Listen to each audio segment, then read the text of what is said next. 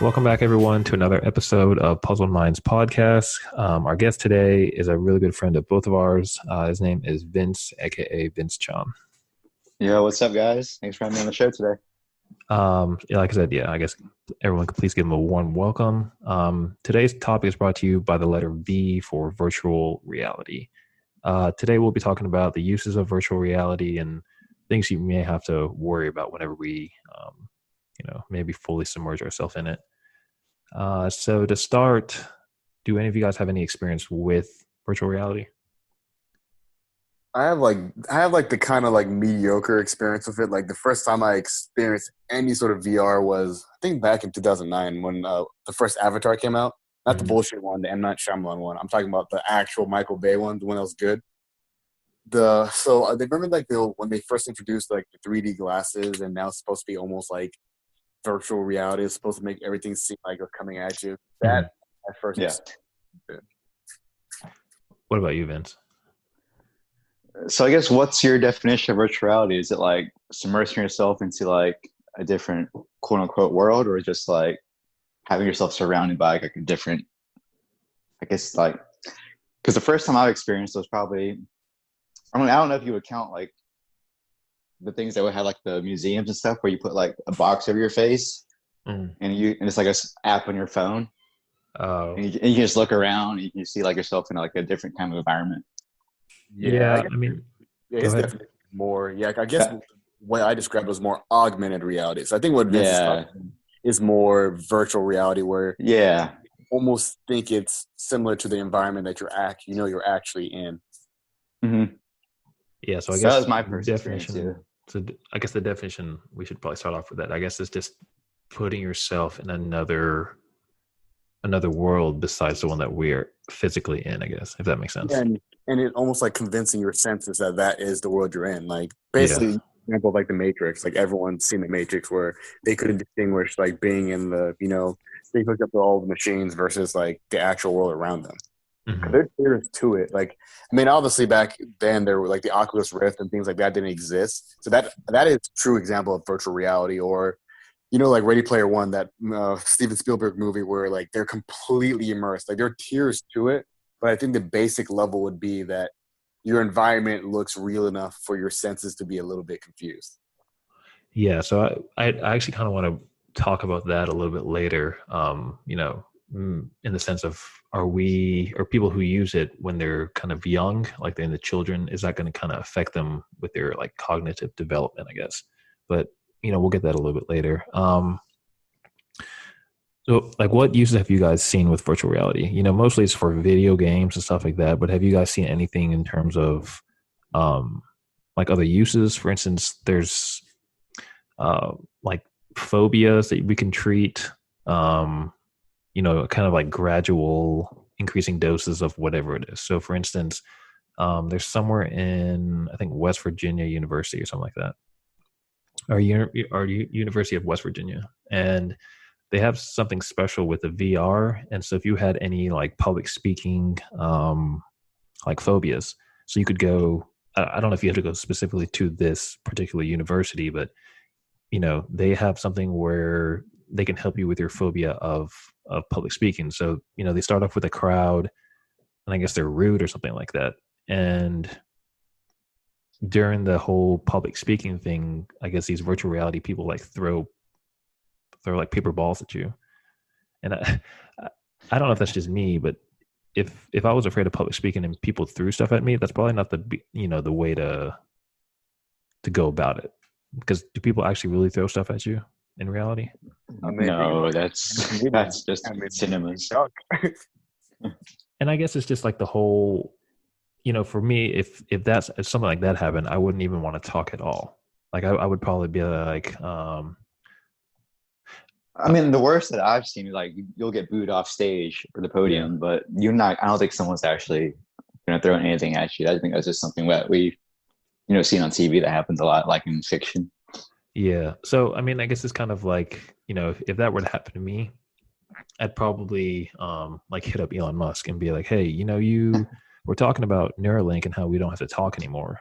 I kind of, like I need to have that now. And so imagine the conversation you had with Elon if it was like, hey, you remember how you said that we were supposed to have Neuralink? Yeah, I need that now. And he's like, yeah, it's not ready yet. Um, he's like, well, I kind of need it. I just got humiliated talking in front of all these people, and they threw stuff at me. And he's like, really?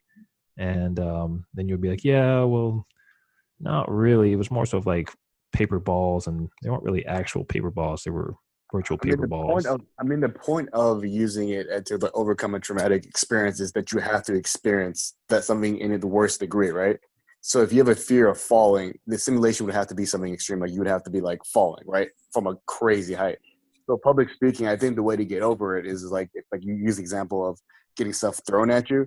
Even though like pretty much that really doesn't happen in real life. Maybe if you're like a stand-up comedian and you're really bombing and run around like a drunk crowd or something, maybe that can happen.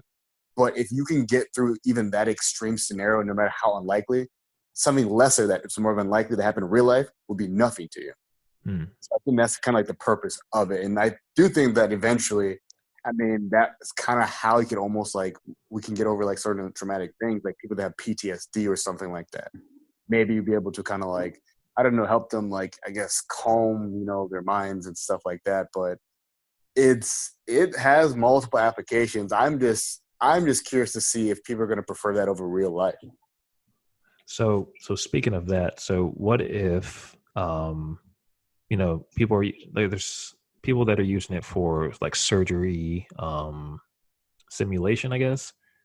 And so I think it's somewhere in Stanford. They have a lab that allows them to, I guess, quote, practice for an upcoming operation. And so they can have like, let's say it's like brain surgery. So they can have actual images of the actual patient. And so, you know, instead of working on a generic brain that you could probably not figure out, but, you know, you've practiced on so many times, this one is catered directly to a specific patient. And so they could map it out, you know, their surgery ahead of time. So would you trust someone that's specifically trained on like a VR simulation for that, like that type of surgery? See, that's tough to like rely on just because like there's such precision that goes into like surgery. And unless that VR reflects that precision, like real life precision, I'd rather go with someone that, you know, went the regular route to perform or to become a surgeon. Yeah, I mean, I have to agree with Vince. Like, it's one of those things where if that VR simulation were extremely realistic, like let's say, for example, like it has even complications that could happen and things like that, then I don't think that it would be that bad of an idea, because at the end of the day, there's certain things that you can't practice unless you're actually doing it, right? So if you're in a VR simulation and that thing is just as realistic as, you know, performing on a real life patient, I wouldn't see why someone would have an issue with it if it is as realistic, like in terms of like simulations where complications happen, simulations where, let's say, someone for whatever reason is like bleeding out or whatever complication could happen, and you have the actual real life time, like, okay, this person is going to die in this VR simulation if you don't get it done. A person that can nail that would probably be able to handle it in real life, depending on how realistic it is. But if it's just a matter of like playing, was it like that board game like Surgeon, just in a VR environment? Like, no. Oh yeah. Yeah, you kind of have to experience all the, I think almost experience things going wrong to know how to really make things go right. So. Yeah, I mean, I don't know like the depth of how accurate it is, but for me at least, whenever I see like VR, I always think of those like blocky videos that we see like on YouTube. Whenever you type in like VR simulation, it's like really, really blocky, and it's not, I guess, precise, you know? I mean, I've seen some pretty crazy VR.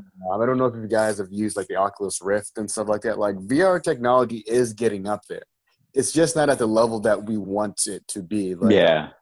I remember when I went to San Diego Comic-Con, my actual cousin has like one of the latest models of the Oculus Rift, and I played like this. I played this game where essentially you're walking out on a building ledge, right, and you're walking on a piece of wood. We were chilling in a chilling in the room, but for whatever reason, my senses, like when your senses are fooled, they're entirely fooled. It goes to show how vulnerable your senses are. I knew that I was sitting in a living room, but when I was walking across that virtual board, I was acting as if I was on the edge of a building. Like my heart rate was elevated. I was actually scared, but I knew for a fact So I think that things are getting better, but whether it's a good thing or not, it's actually kind of the debate because you can imagine playing something like Call of Duty. With the graphics they have right now, like, we're seeing it on a TV, so you're kind of removed. You're not completely immersed in the situation. But imagine if you were, like, even with the graphics we have now, like 4K, if you were in that situation, most people would have heart attacks, seeing a grenade explode. Yeah. That's Or- the issue with VR. Or taking a gun to the head, like you would just spaz out. Like there's You a lot would. of repercussions that come to that too. Yeah, because you realize that your brain controls your perception. So even though you may know it's not real, if it feels real, like you can have it, your heart will stop. Yeah, so I think that's a really good point when you say that your senses are kind of, I guess, put in a different realm, if that makes sense. So for instance, if you think about like VR porn, like the two senses that I guess a lot of people rely on, like ears or sight and hearing, hearing. Like those two are in a different realm now. They're not in the actual realm. They're in the realm of virtual reality. So I think VR porn is more reliant on its sight and touch because that's the reason why you start seeing people making silicone molds. Because no matter how realistic it looks, there's still a heavy component of physical intimacy is the physicalness of it. So I could have it, if I see someone in my face doing all these things to me, but I don't feel it, it doesn't really matter. It will just get you aroused. But in terms of actually simulating a response as if you were having sex with a person, you do need that physical aspect. And that's why VR porn, to me, I think it's a double-edged sword because if you get to the point where you can get that same level of stimulation digitally, and all I have to do is put on a headset, you're going to see a significant part of the population being like, okay, fuck that. I'm not even going out there and trying to get it in real life. I'm just about to put on, put on these head goggles and start smacking some silicone ass. Finally paying for porn. That's exactly what it will end up happening because, I do think that going back to what I was saying, I do think our senses are not as impenetrable as we think they are. Like virtual pornography is already pretty convincing right now. The only aspect of it that has to be, I guess, upgraded is how do I connect, what I'm seeing to what I'm experiencing. That's why they have like all the like little plush toys and all the things like that. And it's getting there. Give it like another 10 years. I guarantee it's going to be just pretty similar to the real life thing. Can you imagine if like you were in VR doing whatever the fuck you were doing, and then someone opens the door? Like that's probably the phobia that you would need. You would need VR to. You just need to be in like a dark room, just bolt locks, like 15 locks on the door, and they start whatever simulation you want. It could honestly like probably satiate some people, and at the same time push some people deeper into the depravity. Do you see like in the near future where people will just get addicted to VR? It'd be worse. And like just lose like sense of reality itself. You already see that now. You already heard stories about people like I remember heard stories about people that are playing like, I think it was Pokemon back in the day where people play for 48 hours straight. Something wild like that. or people like, it was World of Warcraft. It wasn't Pokemon. World of Warcraft, this kid, I think it was a South Korean kid in a cafe, played for 2 days straight and died of I forgot what happened. Like did he have a seizure or he had a stroke or something?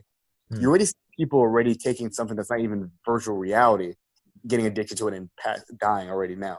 So what more now when you have something that is as realistic as your real life? Because most gamers are escapists. That's the fundamental medium that we all have, is that we like to escape to these worlds that bring us joy, no matter what game you like playing. So if you get to the point where Ready Player One becomes something that is pretty attainable and all I have to do is put on goggles, you're going to get some people that will give up in their real life, especially if your life is not where you want it to be. So actually, before we go into the next subject, my friend asked me this question that actually goes along with that a couple months ago. Like, say imagine that your life's not that great. It's kind of shitty, but yet it's still it's organic, it's actual. Or would you rather have like a virtual reality life where you can have whatever you want and you can only choose one? I feel like a majority of people, if you're the person that has this quote shitty life and you could obtain another life where you can be whatever you want, do whatever you want, why would you not pick that? Like if you find happiness in that virtual reality where everyone respects you, everyone laughs at all your jokes, or whatever it is, you I know? mean, there's a part of it. There's a part of it that we need to know it's real. That's why I don't know if you guys have watched Westworld. That's like one of the major themes in that show. It's where you have a park that pretty much the premise of it's like you basically have a park that actually it's like it's not even virtual reality. They've built an entire separate world, right? So when you immerse yourself into it, most people know it's not real. But you see some people in that show that lose themselves to that world. So let's say, for example, like you become this whole different person in this virtual reality world, but you can't do that. You can't be that person in real life. I would argue that has a detrimental effect because unless you plan on, I mean, you can't stay in that world 24 hours. You're going to physically die if you try to. Well, yeah, so that kind of brings up the whole point with your senses as well, in the sense of time. Because I think they had mentioned that in the show that time in there is different from time outside. And so do you think that people's sense of time will also be messed up too? For instance, there's an episode in that Black Mirror that Vince had told me to watch. It's called Playtest.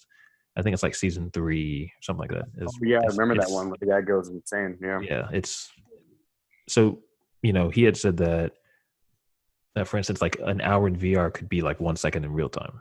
Do you think that our sense of time would be different or distorted if we stay in there too long?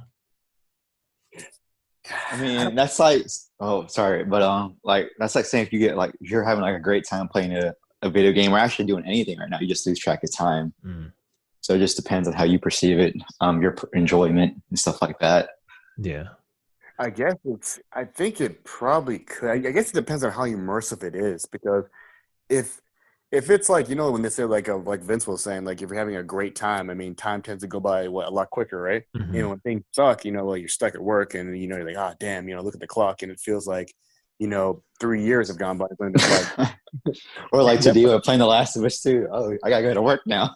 Exactly. Blazing through it. Like I didn't realize I was putting in like 5-hour days, man, every single time I was playing that game. So I think it depends because honestly, your sense of reality and time also has to do with your senses. So if you have something that basically, it really could, I honestly do think like what you're saying, Don, could happen. Like you could be, like there's an anime called Sword Art Online where they kind of almost delve into that topic where basically the people in that world, their sense of time is just distorted because, you're in a virtual world. Like, the sun is not going up and down as it is in real life and stuff like that. So I do think to a certain degree you get kind of confused. Like you go in the morning and then you come out and then you're like, wait, it's like nighttime right now. But in that world, I think it would fuck with your senses depending on how intensely developed it is, I guess, like the virtual reality realm. Yeah, it just depends how extreme it would be. So let's go back to that whole topic of or maybe we didn't even talk about, but essentially with children using virtual reality. So, when they're younger, their brains are still developing and stuff like that. And this is going to sound like I'm very anti video game, and I promise you I'm not. I'll tell you right now that I'm not anti video game. But so people, when children use it at a young age, will they be able to tell the difference between virtual reality and the real world? And the reason why I say that is because, like cognitive development consists of 4 stages. And I'm not going to bore you guys with all the stages. And if you want to look it up, you can look up 4 stages of cognitive development. And it's, I think, by a psychologist by the name of John Piaget or something like that. And so, for instance, there's a stage called the pre-operational stage, and that's where kids view the world like symbolically. And I think that's from age 2 to 6 or 7. And obviously no one at 2 is going to be using fucking VR. But if you go to the latter end of that range, like 7, I would assume that there are some, people or some children that are about 7-year-olds that are playing video games. Well, look at how young kids get onto things like cell phones or use like, these like little games to teach them things. In the future, if VR, let's say we live in a future that, technology is like as extreme as you see in some of these like cyberpunk or, futuristic shows, I very well see like that replacing like standard levels of education. Like you wouldn't see kids, may not even be going to school. Maybe your professor is some 3D hologram sitting in your living room teaching you all these things. it's not. I mean, we're not too far off from stuff like that, but in terms of stunting their development, I think it would screw up more of their knowing how to actually interact with people in real life. That is the only thing I see getting kind of jacked up, because certain things like a classroom environment, part of being in school is interacting with other people also as well too. That's the difference between we always make those jokes about kids that are homeschooled versus kids that go to a regular school. There's always a difference, right? There's always like the kid that's homeschooled. You're kind of like, I don't know what's up with that kid, but there's something different about it, you know? Yeah. I mean, So you could have VR classes now, probably. That's also a thing as well too. I mean, ironically enough, going back to Ready Player One, that's one of the beauties of that book is that in that world, like they go to like VR schools, stuff like that. Purposely put them in a classroom setting because that is a very important part of human beings. We're not meant to be social creatures. I mean, in not antisocial creatures. We actually do need to be interactive with other people. That's why one of the coolest things you do a person is put them in solitary confinement. That's why people go crazy, because your brain is not meant to be by itself all the time, no matter to what degree. So He was not a fan of quarantine, everybody. Quarantine. Yeah, quarantine. All jokes aside, there are people that have killed themselves in quarantine. You see what I'm saying? It's true. Goes to show, like, I mean, VR is one of those things that could be very tricky because I do think it could have a monumentally good effect on society. It'd be pretty cool to be like, hey, I'm going to imagine having a Zoom call like we're having, right now, right? But exactly, you guys are in the room. Like, there are, like, holograms of you guys in the room or we're walking around in a digital, world. That would be insane. But then you take the other side where maybe people are kind of like, oh, man, my life sucks. So I'm just going to always devote my time to just being in the 3D, in this 3D world. And I think if anything that good that happens, human beings tend to abuse it, no matter what it is. Yep. So my question was like, do you think that, I mean, like everything else in the world, which can influence how you grow up, like the nature versus environment question or whatever it is, do you think that, having interactions with the virtual reality world at such a young age where they're cognitively developing, do you think that'll affect them in a, I don't want to say negative way, but shape how they view the world, just because they won't be able to, 100%. Yeah. Because in a virtual setting, usually things are ideal, perfect, the way that you want it to be. Mm-hmm. But if you're in a physical presence, or you want to say a classroom, I mean, things are going to be different. Some of your friends not be at school that day. Some people might be sick. You might see bullies around, stuff like that. Mm-hmm. So it's just you're expecting a perfect world in VR when you could do VR, which I think will hinder your growth as a person overall. Yeah, I mean, I agree. Like adversity is a part of development, and VR is always ideal situations, like Vince was saying. I mean, that'd be a pretty intense real VR situation where you have VR bullies. Like, what setting do you put the bully on? Like level 1, like just kind of pushing your locker to level 10 where you're getting thrown off bridges. I don't know. There are certain things that I think, if anything, balance is the key. Like if you go into, that's why whenever you see like these shows, like these cyberpunk shows, it's always in a dystopian future. Anything to a extreme degree tends to not go positively. So the world becomes too much about going to these, digitally rendered worlds, I think it's going to have an adverse effect. So do you think that we should have like kind of not regulations, but we should have for instance, like some games are rated R, so only people who are age 18 are quote able to buy it, play it. Do you think we should have those same restrictions with VR? 100%.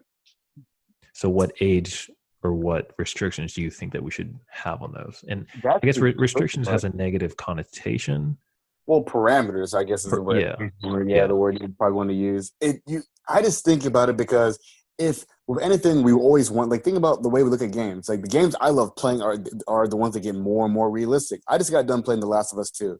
And I kid you not, the way that game is, it will alter my mood because of how realistic and how intense the story is. So I can only imagine if I played that game if I was in that game, in that world, I would legitimately have PTSD. Like that game is. There's certain games where I cannot imagine being really in there because remember, going back to your senses, like there's certain senses that are easily fooled. Like what you see visually or what you hear can be easily fooled. Like think about when you're playing a video game with surround sound or even watching a movie surround sound. You feel like you're in this situation. You clearly see that you're not. But if you put speakers in the right way, guess what? You've already fooled your hearing. Or, for example, think about I don't know if you guys ever done hallucinogens. I have. I've seen some shit that I know is not real. I remember I drank Four Loko and did mushrooms back in college, and my ass went to the fourth dimension. I was seeing shit that I knew was not there, but this goes to show how easily your vision can be fooled. So now, okay, yeah. So we need an experiment now. We need hallucinogens and then VR, the Oculus Rift is what we need to do. Are you up for that? That's how it leads to dealer, man. I almost did that one time, and I remember I played a I think it was Dead Space. They had like mobile. Is that the one where you're in space and like all these like aliens come out and pop at you? Yeah, exactly. It's a survival game, and I played it when I was high as hell after eating an edible. I fell for the cliche like it's edible ain't shit, and then 30 minutes later I was like, oh my god! But it's one of those things where I won't wish it on anyone because once your senses are fooled and then you're seeing some stuff that is out of this fucking world, I do think most people don't handle it well. There are very few people that can be high as hell and then playing something that looks real. Like imagine, you think about even things that people talk about. Like imagine, like I always say, like I would love to experience a Transformers movie. I think that would be the ultimate world to actually be in, right? So imagine I did a simulation where you're under an Autobot at this Decepticon and it's throwing people through like half of New York City and all that stuff. That is cool when you see it from a distance on a TV screen. But if you're in that and you think it's real, you're going to have a heart attack. Would you want to be the Autobot, or would you want to be the actual person, like in the action? I'm not talking about being either of the Autobots or Decepticons. I'm talking about being a human being seeing that stuff. Okay, I see. Mm-hmm. That's the part where I don't think people take into account. For like, it's cool until you realize that how easily your brain can be fooled. Like, how many times have people had nightmares and you wake up in a cold sweat and your heart's beating, all that stuff? Imagine now you can't wake up from your, oh shit, this is actually something that I think is happening. I think that's just asking for a recipe for disaster. What if people are listening to this and they come up with a new torture method where they give people hallucinogens and then they quote put VR on them, and so they put don't them in really the worst, know if so they don't know if it's real or not, and put them in like horrible conditions, kind of like that Black Mirror episode you watched. Yeah, like what if that's a torture method? Like that's how people break your brain. Pass on that, bro. That's just that seems like it's something that the government could do it right now. Maybe they're already doing it, but it seems like that's something the government would just use immediately. That's horrible because if you think about it, you can cause your victim to relive their worst moment in their life over and over to break them down. 100%. That's straight up torture. Even if they know it's not real, like that you have to see it and relive it over and over, it'll just break someone down eventually. Eventually, yeah. I mean, your mind is a pretty fragile thing. So let's wrap this up. But let me ask you guys a question. So, what if people are using the VR system and it can be hacked? So then someone who's hacking it can change, like alter the virtual world or add stuff. Like, how do you think that would go about? Can you imagine if you're just in a virtual world in your happy place, and all of a sudden, in the blink of an eye, like the world is flipped upside down, and now you're in hell, and you're like, sounds like Sword Art, doesn't it, to deal with? Yeah, that or Inception, more or less. Inception, yeah. Yeah, I mean, that's exactly what I was about to get to. I think that's exactly what would happen. I mean, honestly, anything nowadays can be hacked. Like, I'm not always smart enough to know how to do that stuff, but like, anything can be hacked these days, man. You see I saw a thing the other day where a dude hacked a Tesla with a laptop. So they're talking about this could be a potential new way people get assassinated. Imagine having a or a foreign person that imagine someone like Edward Snowden, right? I don't think that guy's gonna be taken out. Like, cause I'm in kind of a side note, but like I don't think he's gonna be taken out by like someone gonna snipe him. I think you just may see him using a piece of technology one day that's gonna be his end. Maybe he's on a train or something like that, and then all of a sudden hacked, and then that train crashes. It's kind of scary that technology has left a lot of people vulnerable. And I agree. Yeah, just it's definitely gonna be hackable at some point. Like, I mean, I have a friend that had their home security camera hacked before. Dude, What? that's terrifying. Exactly. And people want a smart house. You want that Tony Stark house. Guess Yeah, what? All it takes is a very intelligent pervert to get into that system, and all of a sudden, someone's seeing you in the shower. Wait, so this goes back to the whole AI thing. So let me ask you guys a question real quick because I know we said we're gonna end this. Do you guys put tape over your guys' camera in case you guys have that weird ass dude that's like jacking off to you while you're in front of the computer? Oh man, that's just like that Black Mirror episode too. Yeah, I just do it so that FBI agent on the other side doesn't judge me.